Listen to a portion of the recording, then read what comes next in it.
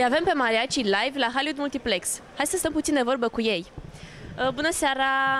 Cum vă simțiți la Hollywood Multiplex cântând live pentru public? Ne e cald.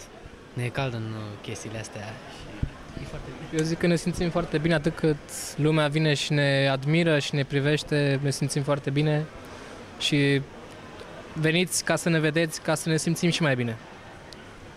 Cu cât mai mult public, cu atât mai multă satisfacție avem și noi când cântăm.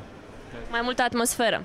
Spuneți-mi cum vă alegeți melodiile, repertoriul? Din cultura noastră muzicală, alegem câteva melodii care știm că prinde la public,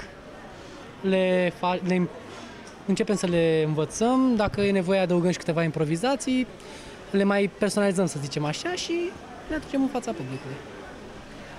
De cât timp cântați la chitară și muzică mexicană?